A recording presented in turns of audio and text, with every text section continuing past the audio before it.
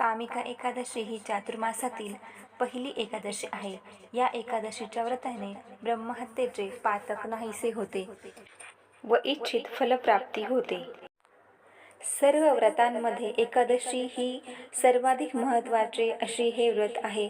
एकादशी एक देवीचे स्वरूप मानले गेले आहे. भगवान विष्णूची कन्या म्हणजे एकादशी होय. जिथे विष्णू तिथे महालक्ष्मी असते. वर्षभरात येणाऱ्या एकादशी दिनी भगवान श्री विष्णूंचे पूजन केले जाते आणि आजच्या दिवशी पितरांची सेवा व भगवान श्री विष्णूंच्या सेवेला खूप जास्त महत्त्व दिलं जातं. या दिवशी आपण 700 श्लोकी संक्षिप्त भागवत या ग्रंथाचे पारायण सुद्धा करू शकतो. तर या सेवेमुळे आपल्याला आपलं काही जे आपण कार्य हातात घेतलेलं आहे त्या कार्यामध्ये शौर्य वाढते, यश मिळते, अखंड विजय होतो, पितरांचा खूप मोठा आपल्याला कृपा आशीर्वाद मिळतो.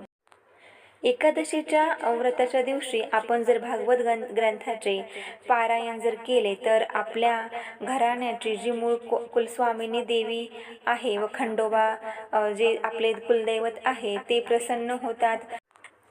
या ग्रंथाच्या सेवेमुळे आपले जन्मजन्मांतरीचे शाप, ताप, दुःख, दैन्य, सुकृतृण, वैर, तळतळाट, हत्या, क्रियामान यांचा परिहार होऊन जीवनात भरभराट सुख समाधान प्राप्त होते. लक्ष्मीची सुद्धा कृपा आपल्यावर या ग्रंथाच्या पारायणाने आपल्यावर होते. या दिवशी आपल्याला भगवान श्री विष्णूंची सेवा म्हणून एक वेळे श्री विष्णू सहस्रनाम स्तोत्राचे पठण करायचे आहे. त्याचबरोबर आपल्याला ओम नमो भगवते वासुदेवाय या मंत्राचा एक माळ जप सुद्धा करायचा आहे. तसेच पांडुरंगाच्या म्हणजे विठ्ठल मूर्तीच्या गळ्यावर लिहिलेला दिव्य पांडुरंगाच्या मंत्राचा आपल्याला एक माळ जप करायचा आहे. तो असा आहे: श्रीवत्सं धारायण वक्षे मुक्तामाला षडाक्षरम. वरीलपैकी कोणताही एक मंत्र बोलून आपण भागवत ग्रंथाचे वाचन करू शकतो. कामिका एकादशीचे व्रत केल्याने ब्रह्महत्येचे पातक जाते. कामिका म्हणजे इच्छित फलाची प्राप्ती होते.